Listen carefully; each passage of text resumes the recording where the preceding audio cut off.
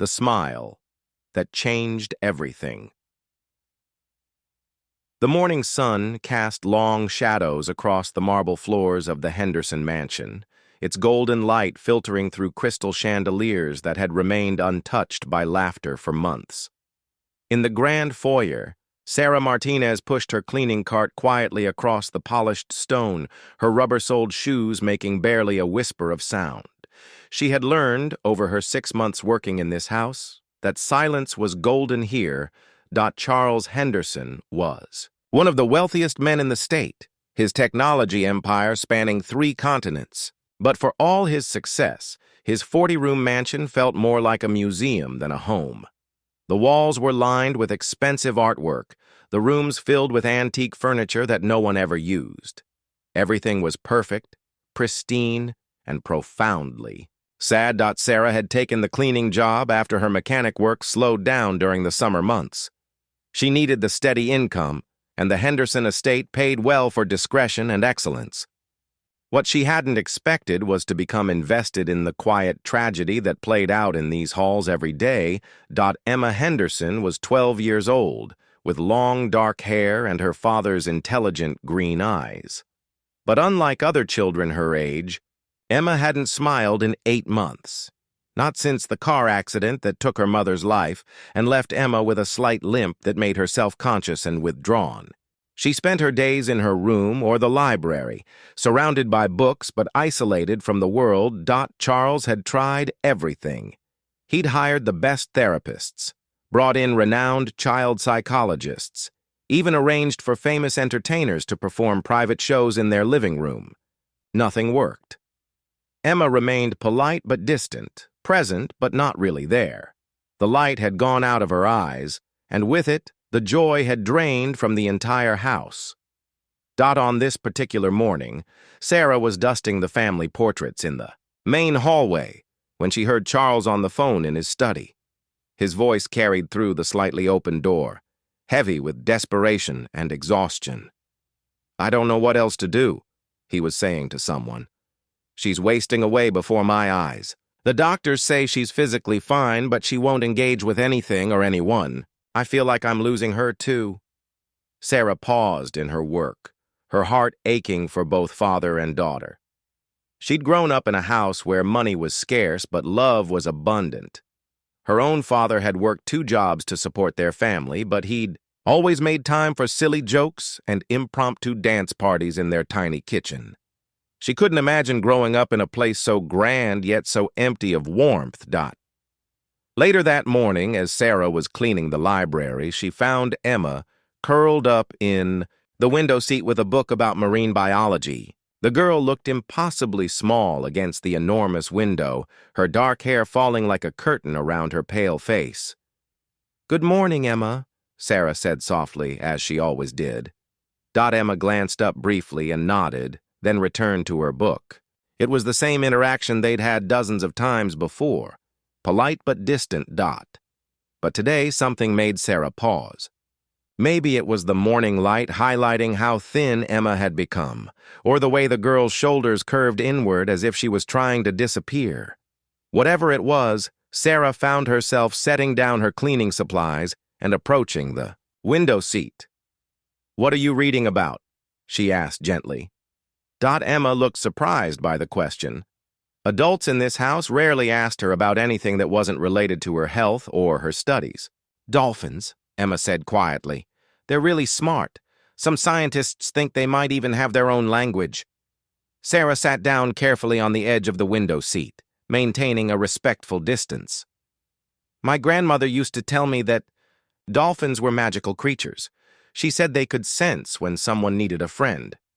For the first time, Emma looked directly at her. "Really?" "Really." She grew up near the ocean in California. She used to say that whenever she felt sad or lonely, she'd go sit by the water and wait. And almost always a dolphin would appear, just swimming back and forth like it was keeping her company. Emma's grip on her book loosened slightly. "That sounds made up." Sarah smiled. "Maybe it was, but my grandmother wasn't the kind of person who let facts get in the way of a good story. She said the important thing wasn't whether the dolphins were really magic, but whether believing in magic helped you feel less alone. Something shifted in Emma's expression, just barely, but Sarah caught it. A tiny crack in the wall the girl had built around herself. Over the next few days, their morning conversations became a routine.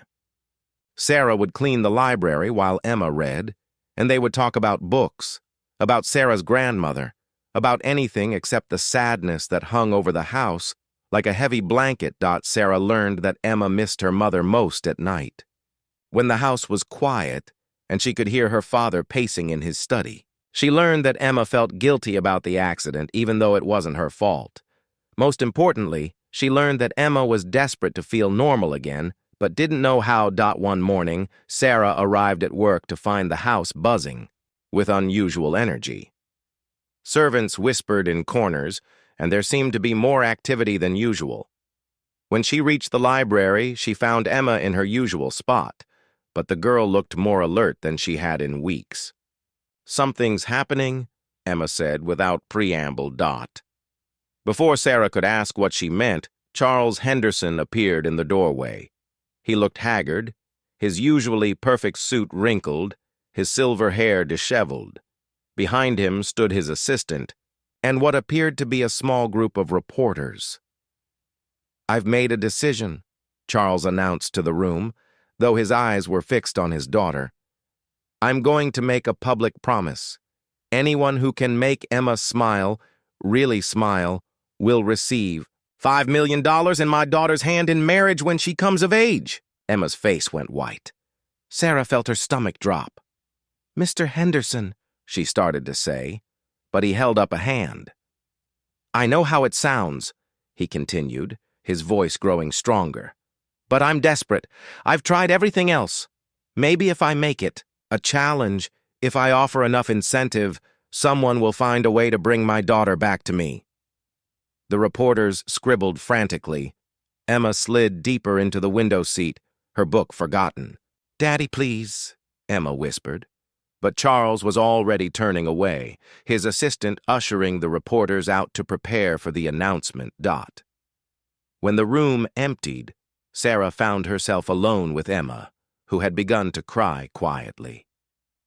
"He doesn't understand," Emma said through her tears. "I don't want strangers trying to make me smile. I don't want to be someone's prize." Sarah moved closer, her heart breaking for this child who had already lost so much and was now being turned into a spectacle. "You're right," Sarah said simply. "What he's doing isn't fair to you." Emma looked up, surprised by the honesty. "But I also think," Sarah continued carefully, "that your father is scared. He's watching you disappear, and he doesn't know how to help. Sometimes when people are desperate, they make bad choices." Emma wiped her eyes with the back of her hand. "I just want to feel normal again. I want to laugh at stupid jokes and get excited about things. But every time I start to feel happy, I remember that Mom isn't here to share it with me, and the sadness comes back." Sarah was quiet for a long moment, thinking about her own losses, her own moments of despair. "Can I tell you something my grandmother told me when my father died?" Sarah asked. Emma nodded. "She said that grief isn't something you get over, like a cold. It's something you learn to carry, like a backpack. Some days it feels lighter, some days heavier, but it's always there. And that's okay, because it means you loved someone deeply." Emma's eyes filled with fresh tears, but they looked different now, cleaner somehow. "She also said," Sarah continued, "that the people we love don't want us to stop living because they're gone. They want us to find joy again, even if it's different than it was before." For a long moment, they sat together in the morning light, the weight of the conversation settling between them. Then Emma did something unexpected. She scooted closer to Sarah and leaned against her shoulder. "I miss laughing," Emma whispered.